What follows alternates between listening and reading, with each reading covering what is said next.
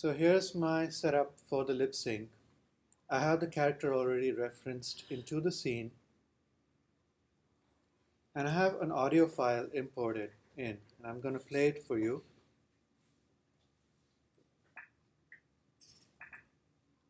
I found it. I found it.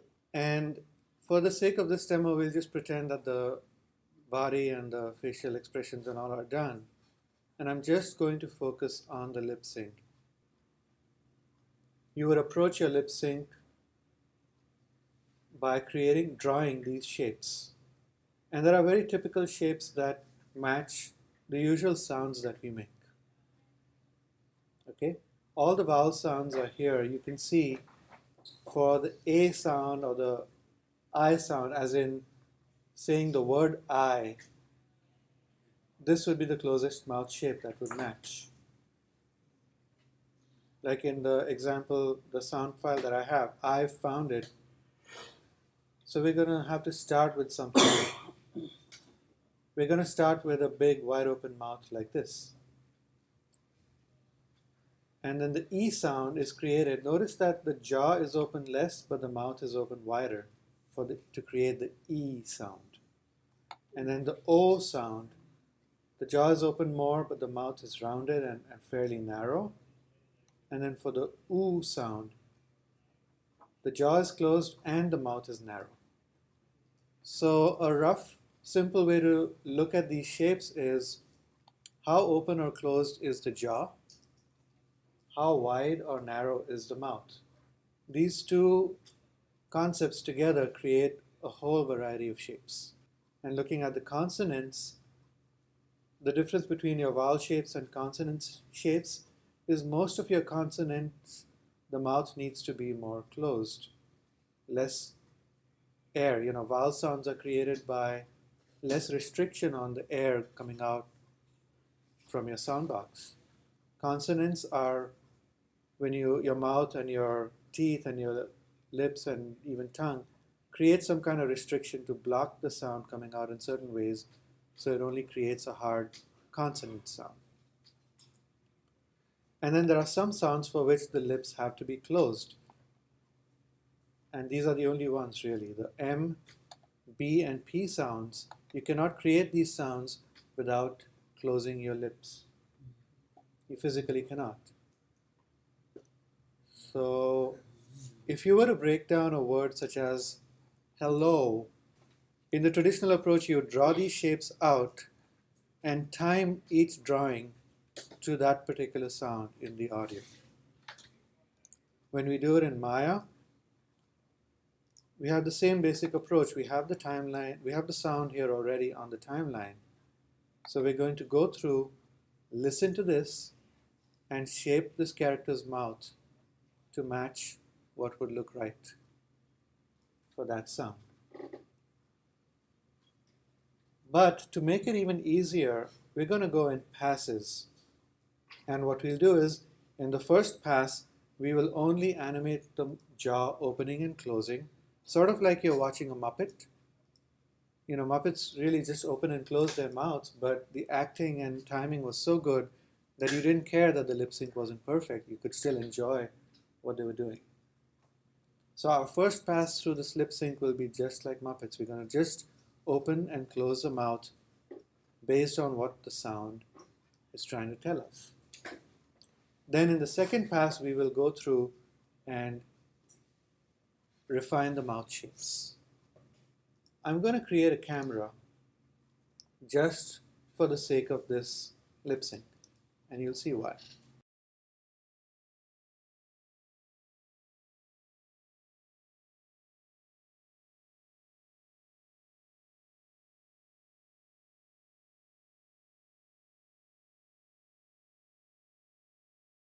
And then I'm going to take this camera and parent it to his head control.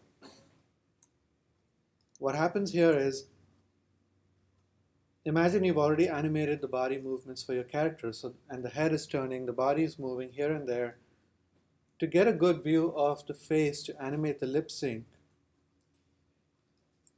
when the character is moving around, it's kind of hard. So we make a camera, we parent it to the character's head, so that no matter which way he goes, you can still see his face in the lip sync cam. So he could be jumping up and down, but we would still see his face. So now we're set up and we can actually start animating. And in the first pass, I will just key this jaw control, the one that opens and closes his mouth. Okay, so all I really need to focus on for this first pass is look at his face in the lip sync cam as I animate his jaw control here. I can do a little more than the jaw control. I have this little squash and stretch control, which would be a little fun to work with. It wouldn't just be a plain opening and closing of the mouth, but there'd be a little bit of squash and stretch. So let's start. Let's hear the audio. I'm going to extend the sound timeline just a little bit. I found it. Okay. So let's start him. He's starting with the word I. But you always have to keep in mind that before a character starts saying a word, there's always a rest position for the mouth. He doesn't start with an open mouth and then just start saying the sound I. You got to start with a rest position. So for now, I'm going to just key this as the rest position. And I'm going to key all his facial controls. Okay, so I select all the facial controls and press S. And then zoom in just to the mouth and jaw controls here.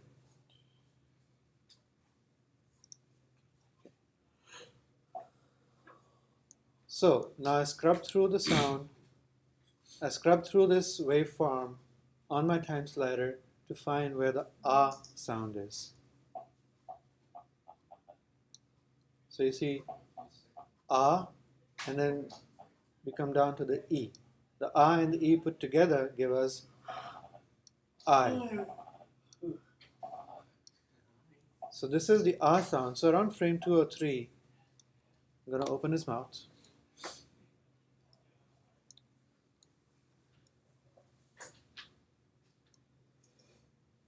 Okay. And then key these controls. And just like with the body, you need to have holds because this ah sound stretches on for a few frames and then transitions into the E sound over here around frame 6. So around frame 4, I'll keep sort of a moving hold. I slightly close his mouth, but not completely.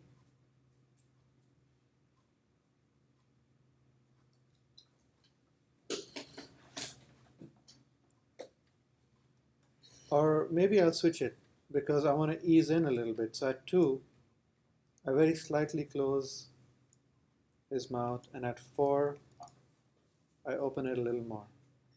So that is the peak of the ah sound. We'll come back to these mouth controls later when we refine. And then by 6, I want to transition into the E part of the I've found it. So 6 to 8, the mouth is going to be more closed, not completely, but fairly closed.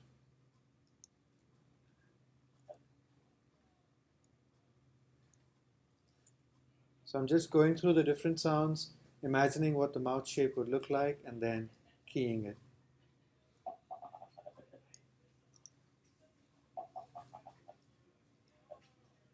Okay. And then, so here's the V sound. And with this particular character, I can't create a perfect V sound or shape like this. Because for the real V sound, you kind of have to tuck his lower lip under his teeth. And even though I cannot do that with this character, I'm going to get as close as I can.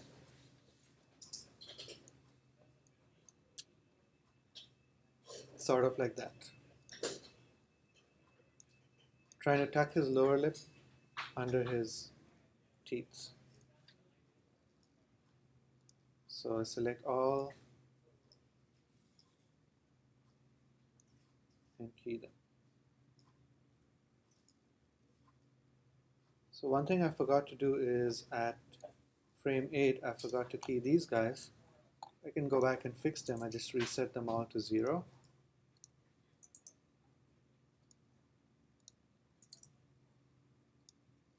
And select all his facial controls and key them at frame 8.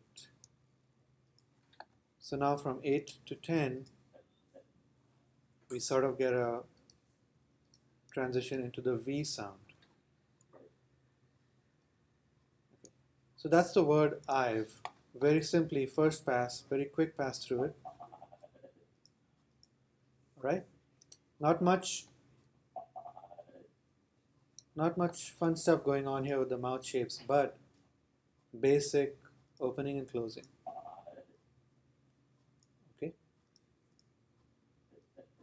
Now we have a little pause between these two words. So you have to think about what comes before and after. Now we're ending this word with a V sound. We're starting the next word with an F sound. And you notice F and V basically have the same shape. If the next word was something else, during this pause I would be transitioning his mouth to the next shape. But since it's basically the same shape, this is going to be a moving hold. And I'll make it a moving hold later. For now, I'll just do a static hold. So at 15, I'm not changing anything. I'll just select his facial controls and key them because we basically need the same shape.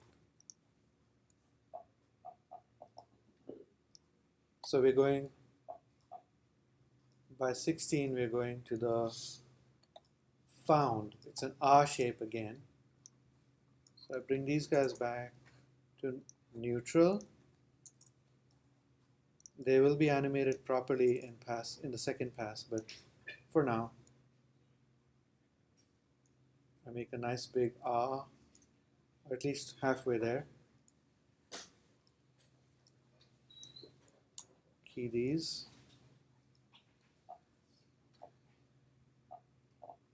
So now we're going from the R shape to the U shape for found. So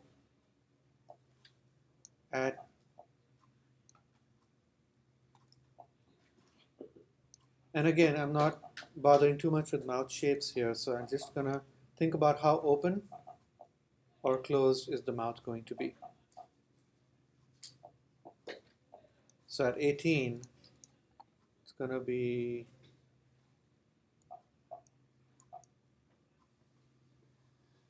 okay, at 16, I'll open it some more. At 18, close it a little bit. And then when we transition into the N sound around frame 21, I'll make it a fairly closed mouth. Not completely shut like it's an M, just slightly open for the N sound. Okay? Again, key all the controls.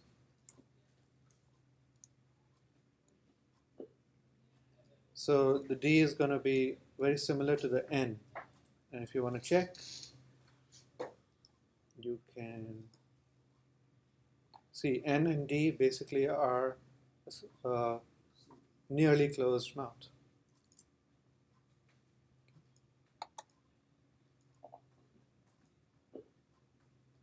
And then we go into the word it. And of course, he'll have to open his mouth to say the word it. So I'll make a moving hold here for as long as he says N and D together.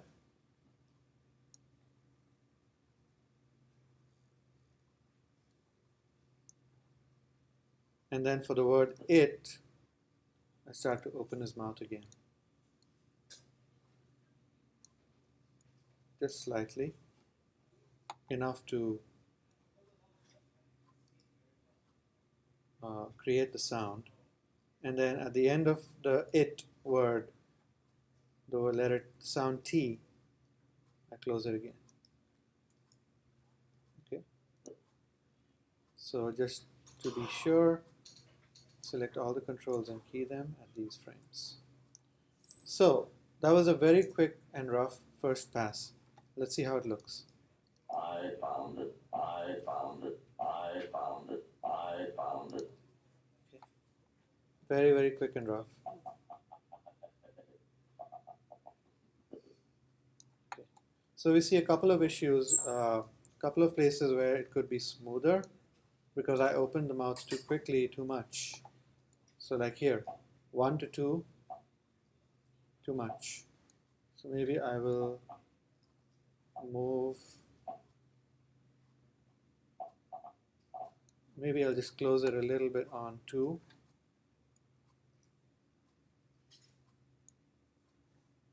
So we can have a smoother, smoother opening. And then same thing here. In one frame we went from here to here. That's too much. Close it a little bit.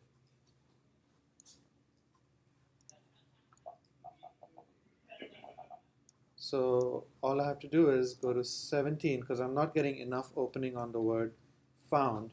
So I'll go to 17 and open it more.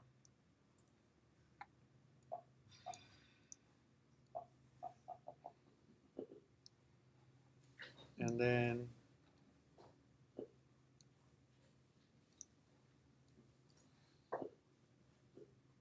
same thing here, just slightly too much. Let's go back and look at it. I found it. I found it. I found it. All right. So that's better for pass 1. So for the next pass, we're actually going to go in and shape the mouth. And this is where you can have some more fun. We're going to use all of these controls, the corners of the mouth, the cheeks, all of these to shape the mouth.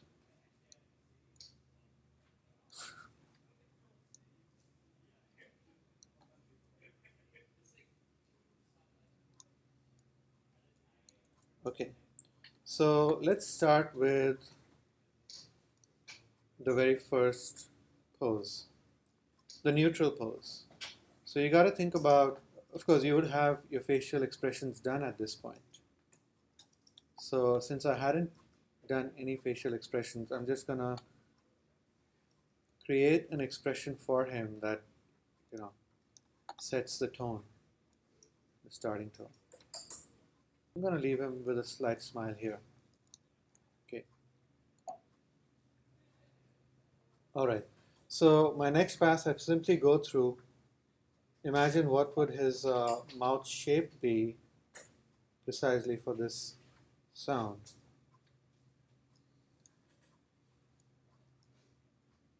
And you notice this is not a whole lot different from body animation. It's really treating the mouth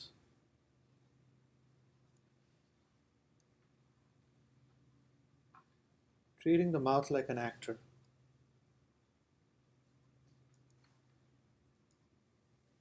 Yeah. Just trying to create the best transition, stepping back and forth from one keyframe to the next, trying to create a natural looking shape for the mouth, like we did try to create a natural looking shape for the body when we do our physical animation or body acting.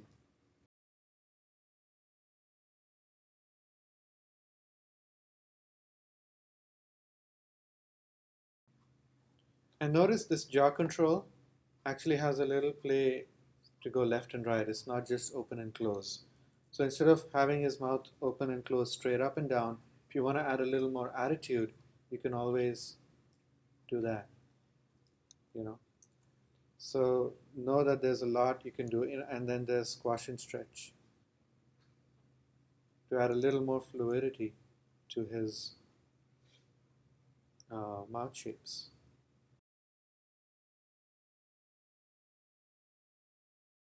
So the R shape is pretty straightforward. It's really just a nice open mouth, but I'm going to try to maintain the smile that I had, slight smile that I had going on top of the what I'm doing for the mouth shapes.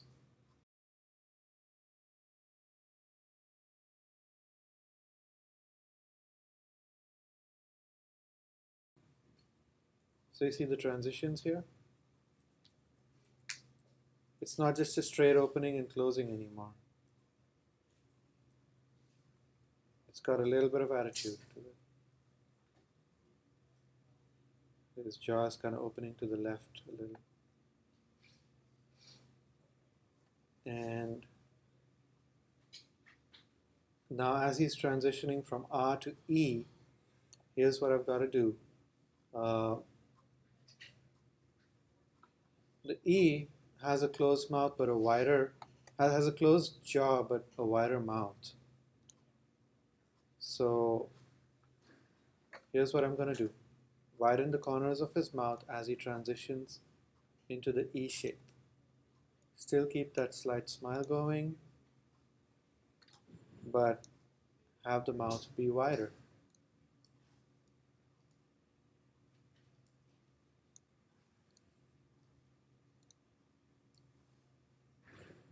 Okay, and a slightly asymmetrical mouth shape. Again, just like with the body, we want to avoid perfectly symmetrical shapes because they don't look natural.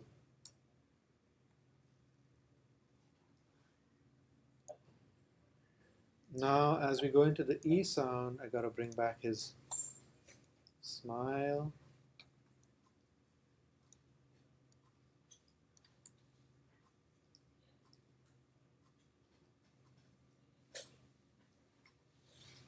Yeah, and then the E is transitioning into the V sound pretty soon.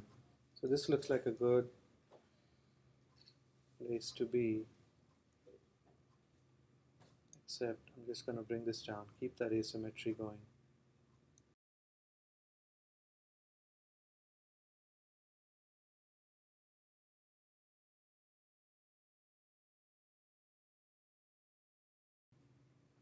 And step back and forth and see how his mouth transitions.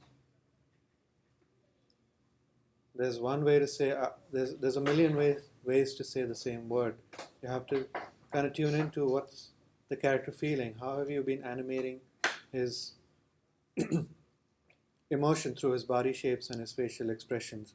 And also apply that to the mouth shapes. I can have an E sound with a slight smile, or I can have a really grumpy E sound. So whatever you see here in this chart, take that and modify it based on what your character is feeling at that point. Now we're at the V sound, but we don't want to lose his smile and stuff completely, so bring that back. And bring this up a little, really for some contrast between the open mouth and the really closed mouth. Looks more fun that way.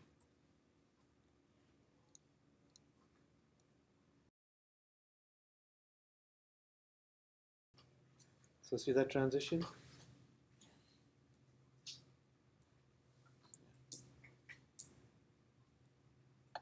So next, that's what I have for the word I've. Okay, and let's watch this. I found it. I found it. I found it. Do you see the fluidity now?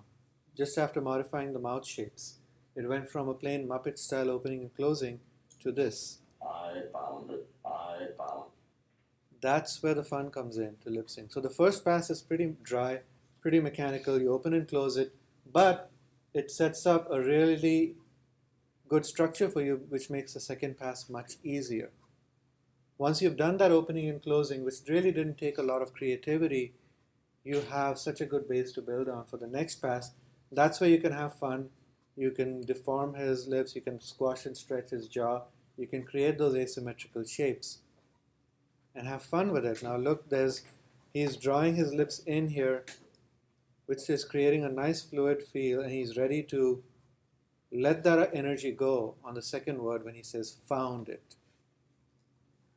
So that's really where the juicy part of lip sync comes in, is when you try to visualize these shapes and kind of have fun with them.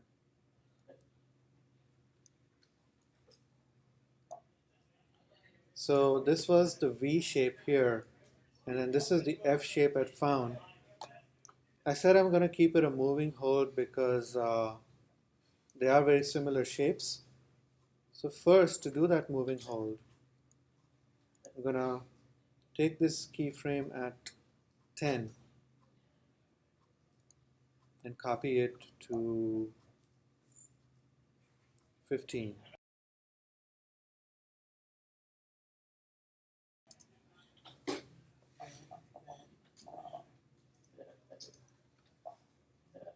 And to create that moving hold, I'm going to go between 10 and 15, so somewhere around 12 or 13. And just squish his mouth a little more, because notice at 10 for the V shape, his mouth already kind of squished up. And we're going to release that energy here in the middle of the word found. So to build that anticipation a little more at 12, I squish and close his mouth even more. So that builds tension. It's like winding up the spring. Just like we use anticipation and overshoot in body animation, we're going to use the same thing in facial or lip sync animation. So between the V and the F sounds, this little 4-frame pause, I'm going to make use of it by squashing his mouth even more, so that when he releases around frame 16, it's going to look that much more powerful.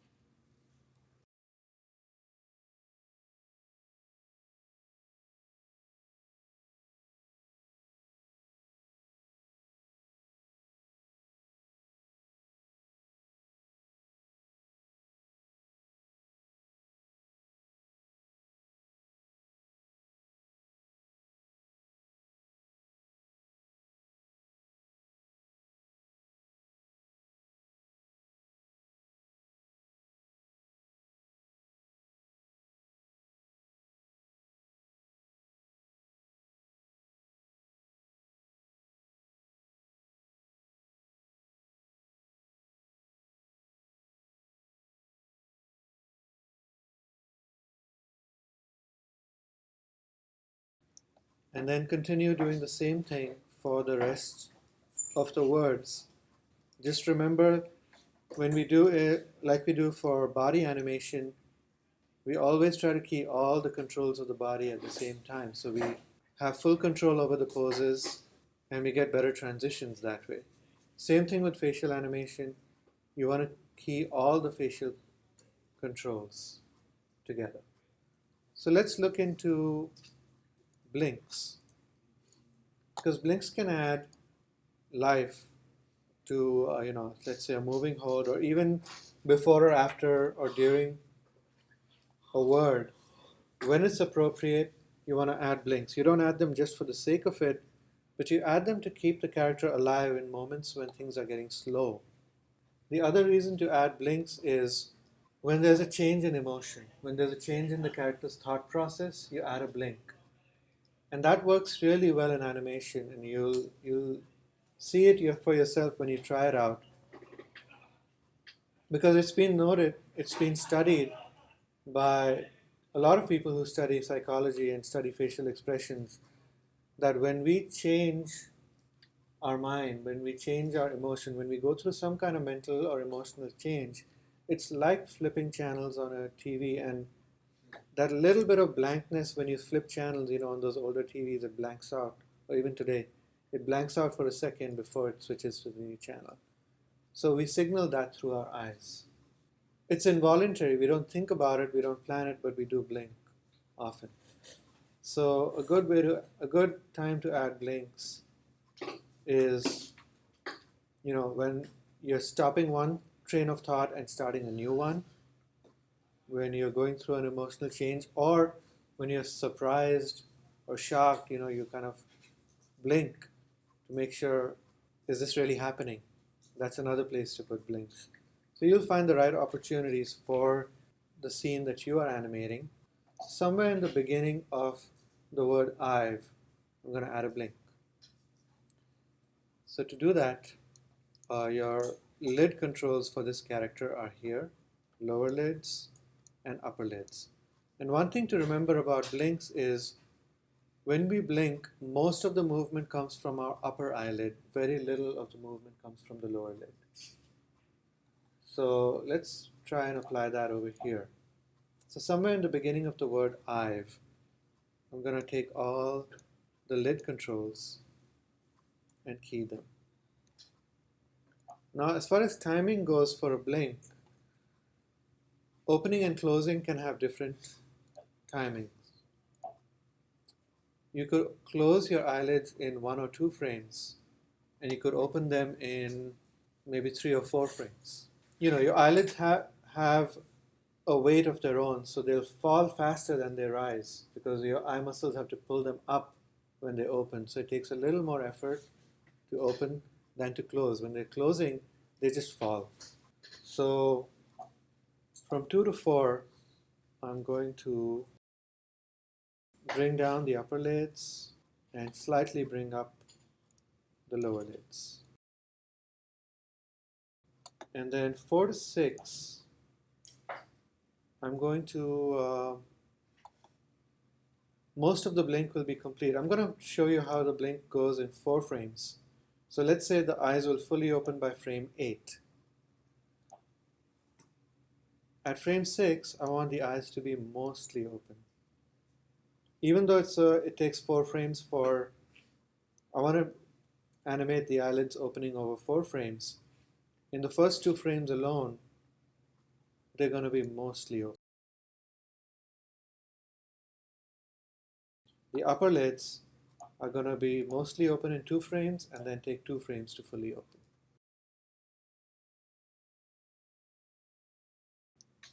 I found it, I found it, I found it, I found it. Okay, so the timing of the lids itself I found it.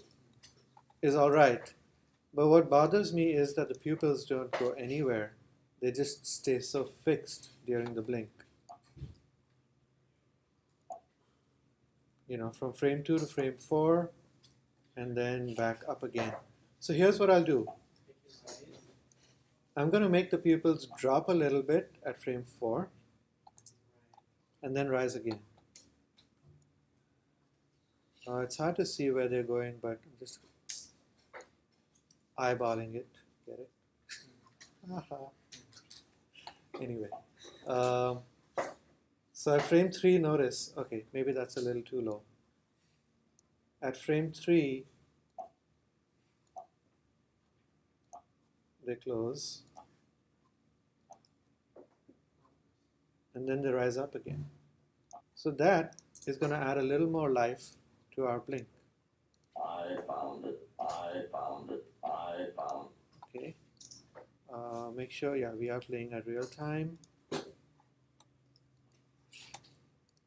found it, I found it. Okay. So just by moving the pupils up and down, we get a better effect.